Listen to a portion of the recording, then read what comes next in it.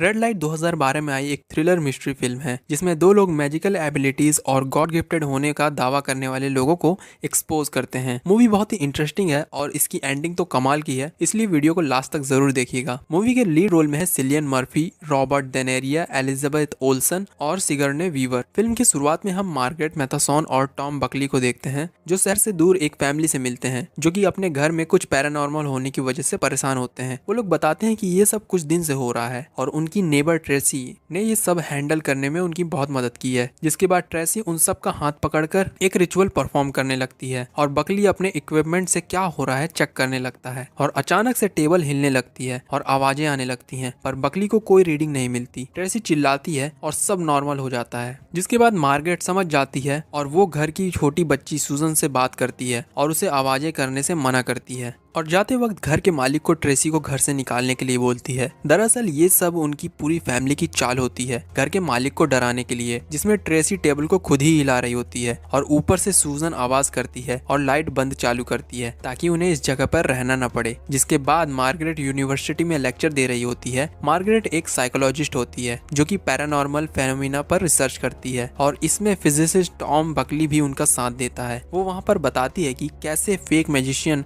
और psychic power का दावा करने वाले लोग लोगों को बेवकूफ बनाते हैं। जिसके बाद सैली नाम की एक लड़की उससे पूछती है कि क्या सारे पैरानॉर्मल फिनोमिना और एक्ट फेक होते हैं। मार्गरेट बताती है कि मेजॉरिटी फेक होते हैं और बाकियों के पीछे साइंटिफिक एक्सप्लेनेशन होती हैं। जिसके बाद एक लड़का उठकर पूछता है कि आपने कभी रियल पैरानॉर्मल फिनोमिना विटनेस किया है। मार्गरेट बताती है कि मैंने अपने 30 साल के करियर में आज तक एक भी नहीं देखा। जिसके बाद हमें मशहूर मैजिशियन साइमन सिल्वर का कमबैक दिखाया जाता है जो कि एक ब्लाइंड मैजिशियन है और वो 60s में बहुत मशहूर थे, पर 1975 में उन्होंने अचानक से रिटायरमेंट ले ली थी एक जर्नलिस्ट की मौत के बाद जिन्होंने उनके एबिलिटीज को क्वेश्चन किया था और उन्हें झूठा बताया था। डॉक्टर ने बताया कि उसकी मौत हार्ट अटैक की वजह से हुई है, पर बहुत सारे लोग साइमन को उसकी वजह मानते हैं और अब साइमन 30 साल बाद रिटर्न कर रहे हैं। ये सब बकली टीवी पर देख रहा होता है। जिसके बाद वहाँ सैली आती है असाइनमेंट देने के लिए और ये दोनों एक रेस्टोरेंट जाते हैं जहाँ पर बकली उसे कुछ मैजिक ट्रिक दिखाता है और अपनी होठ में पेन डालकर भी दिखाता है, जिससे सैली इंप्रेस होती है। सैली उससे पूछती है कि मार्गरेट के साथ तुम क्यों काम करते हो। जिसके बाद बकली उसे एक कहानी बताता है एक बच्चे की जिसकी माँ के पेट में दर्द होता है, उसकी मॉम को ट्यूमर होता है और वो मर जाती है।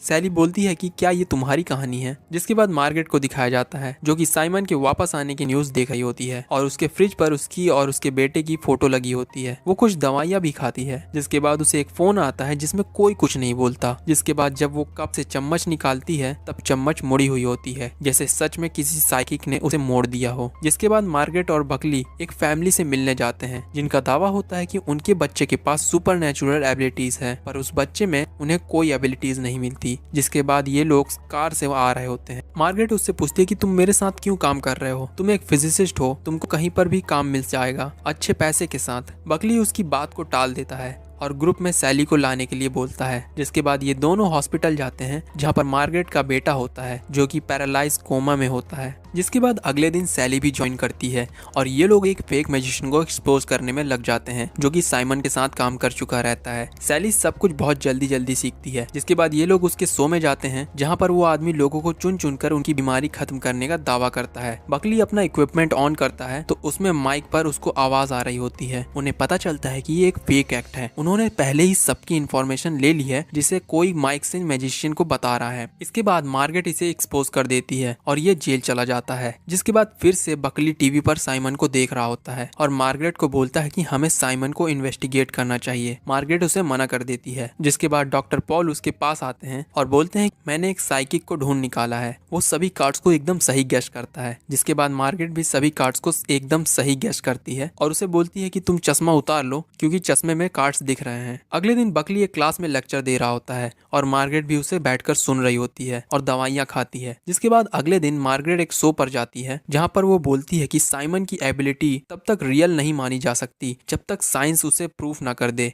कि वो रियल है। जिसके बाद सभी लोग मार्गरेट से ही सवाल पूछने लगते हैं, आपके पास इसका सबूत नहीं है। बकली ये सब टीवी पर देख रहा होता है और मार्गरेट आगे क्या बोलेगी उसे पता चल रहा होता है। सैली उससे पूछती है कि तुम्हें कैसे पता चल रहा है। बकली मजाक में बताता है क्योंकि मैं भी एक साइकिक हूँ। एंकर बोलता है कि आपने पहले भी साइमन का इंटरव्यू लिया था। जिसके बाद वो लोग मार्गरेट से उसके बेटे की बात करने लगते लगते हैं और मार्गरेट वहाँ से उठकर चली जाती है। बकली बहुत गुस्सा होता है क्योंकि इससे साइमन को पब्लिसिटी मिल गई होती है और उनका नाम खराब हो गया होता है और इन्हें पहले से फंडिंग बहुत कम मिलती है। इसके बाद यूनिवर्सिटी इन्हें बैन भी कर सकती है, जिसके बाद मार्गरेट उसे बताती है कि क्यों वो साइमन को इन्वेस्टिगेट नहीं करना चाहती। मार्गरेट उसे 30 साल पहले का किस्सा सुनाती है जब वो एक बार साइमन का इंटरव्यू ले रही होती है। वो साइमन से कई सवाल करती है, जिसके बाद साइमन उससे उसके बेटे के बारे में बात करने लगता है और बोलता है कि तुम्हारा बेटा तुम्हारे बगल में खड़ा है और वो चाहता है कि तुम उसे आजाद कर दो, जिससे मार्गरेट को बहुत सदमा लगा था। मार्गरेट बोलती है कि साइमन अंधा है, पर उसे देखने में लग रहा था कि वो सच में मेरे बगल में मेरे बेटे को देख रहा है और उसे पहली बार अपनी काबिलियत पर शक होता है। जिसके बाद बकली अकेले में साइमन के शो में चला जाता है, जहाँ पर साइमन एक आदमी का पेट काटकर उसका ट्यूमर निकाल देता है। बकली ऊपर से मशीन वाले रूम में जाता है और अपने इक्विपमेंट्स लगाकर फ्रीक्वेंसी पकड़ने की कोशिश करने लगता है ताकि उसे पता चले कि साइमन भी किसी माइक का यूज तो नहीं कर रहा। तभी वहाँ की लाइट्स और मशीनें फूटने लगती हैं और बहुत तेज आवाज होती है। साइमन नीचे से ऊपर की तरफ देख रहा होता है। जिसके बाद बकली अपने ऑफिस में आकर देखता है तो उसे वहाँ पर मार्गरेट बेहोश मिलती है। बकली उसे हॉस्पिटल लेकर जाता है। अगले दिन बकली क्लास में लेक्चर दे रहा होता है और तभी उसे किसी का कॉल आता है। वो बाहर जाकर जब कॉल रिसीव करता है तो उसमें किसी की आवाज नहीं आ रही होती और अचानक से पीछे एक बर्ड कांच में टकराकर मर जाती है। जिसके बाद एक आदमी आकर उससे बताता है कि मार्गरेट नहीं रही। जिसके बाद वो उसी आदमी से मिलने जाता है जिसे उसने और मार्गरेट ने जेल भिजवाया था। बकली उससे साइमन के बारे में पूछता है क्योंकि उसने साइमन के साथ काम किया था, पर वो उसे इस तरह से बताता है जैसे कि साइमन के पास सच में कोई साइकिक पावर हो। जिसके बाद बकली साइमन की कार का पीछा करता है और अचानक रास्ते में उसके सामने एक बूढ़ी लेडी आ जाती है। वो उसकी तरफ देखते हुए हाथ दिखाती है। साइमन का पीछा करते हुए बकली एक जगह पर जाता है और वहाँ से देखने लगता है। तभी वहाँ पर गार्ड आता है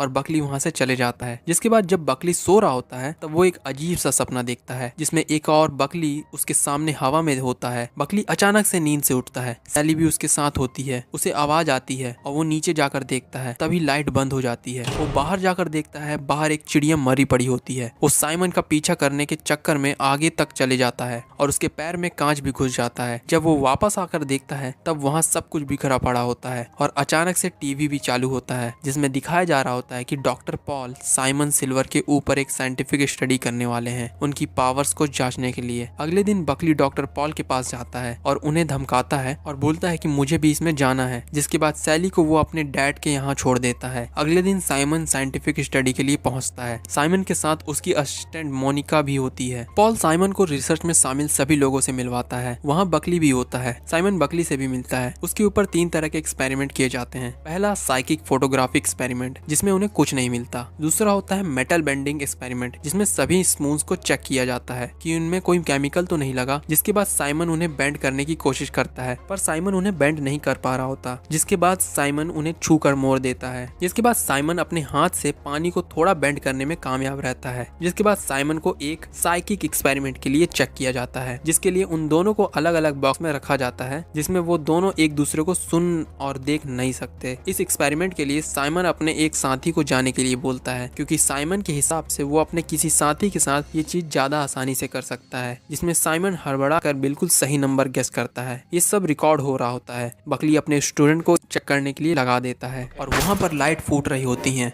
और चिड़ियों के टकराने की आवाज आ रही होती है। उसके स्टूडेंट को भी लगता है कि उसके पास सच में साइकिक पावर है, जिससे बकली बहुत गुस्सा हो जाता है और बोलता है कि किसी के पास भी टेलीपैथी नहीं होती है। दूसरी ओर सैली को बकली की चिंता होती है तो वो वापस आने लगती है। जिसके बाद बकली वापस उसी जगह पर जाता है जहाँ पर वो पिछली बार साइमन को पीछा करते हुए गया था। वहाँ पर लाइन से कुछ लोग इंतजार कर रहे होते हैं। बकली लाइन तोड़कर अंदर घुस जाता है जहाँ उसे साइमन मिलता है। साइमन उससे इस तरह से बात करता है कि बकली और कंफ्यूज हो जाता है। जिसके बाद हम कुछ रिपोर्टर्स को देखते हैं जो कि बात कर रहे होते हैं कि आज साइमन का फाइनल शो चल रहा है। यहाँ डॉक्टर पॉल साइमन की फाइल देख रहा होता है और उसे कुछ नहीं मिला होता है और उन्हें इस फाइल पर साइन करना होता है जिससे साइंस मान लेगा कि उसके पास इस चीज का अभी तक कोई एक्सप्लेनेशन नहीं है। बकली को कुछ समझ नहीं आ रहा होता है तो वो साइमन के शो पर जाकर बैठ जाता है। उसे साइमन की सेक्रेटरी देख लेती है और जब वो बाथरूम में होता है एक आदमी आकर उस पर हमला कर देता है और उसे खूब मारता है। सैली आकर रिकॉर्डिंग देखती है और देखने में पता चलता है कि साइमन और उस आदमी ने वॉच पहनी है और चेक करने में पता चलता है कि उनके सेकंड वाली सुई सिंक्रोनाइज्ड है और साइमन को 10 नंबर में से एक को चूज करना होता है। है, इसका मतलब 6 सेकंड में एक नंबर होगा। पर साइमन ब्लाइंड है और उसकी वॉच अलग वाली है जिसे छूकर पता चलता है कि टाइम क्या हुआ है। तो उसके हिसाब से साइमन को कैसे पता चल रहा है कि क्या नंबर है? इसका मतलब कि साइमन सबको बेवकूफ बना रहा था। साइमन देख सकता है। दूसरी ओर डॉक्टर पॉल मीडिया के सामने जाकर रिपोर्ट बताने वाला होता है और बकली साइमन के शो के बीच में आ जाता है। बकली बोलता है कि तुम खुद से इनकार नहीं कर सकते। साइमन उससे वहां से चले जाने के लिए बोलता है और बोलता है कि वरना तुम्हारे साथ अच्छा नहीं होगा। साइमन बोलता है कि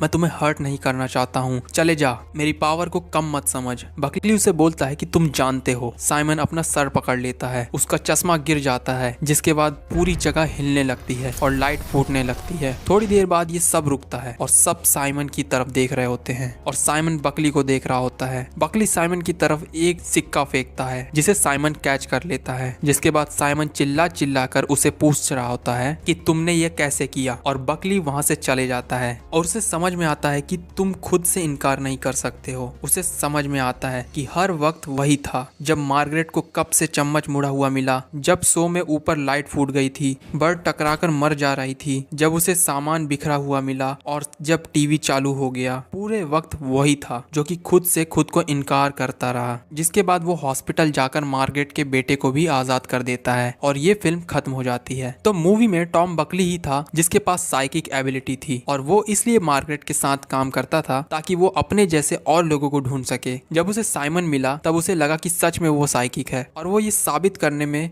कि वह नहीं है, ये वो खुद डिनायल में जीने लगा। रही बात मार्गरेट की मौत की, तो उससे पहले से एक बीमारी थी जिसके लिए वो दवाइयां लेती रहती थी, तो उसमें साइमन का कोई हाथ नहीं था। मतलब कि मूवी में हम जितनी भी साइकिक घटनाएं देख रहे होते हैं वो सब के सब खुद टॉम बकली के द्वारा की जा रही होती हैं, जिसे हम साइमन की कलाकारी समझ रहे होते हैं। आपको ये मूवी कैसी लगी कमेंट में जरूर बताना। तब तक के लिए आप बाकी की वीडियोस देख सकते हैं।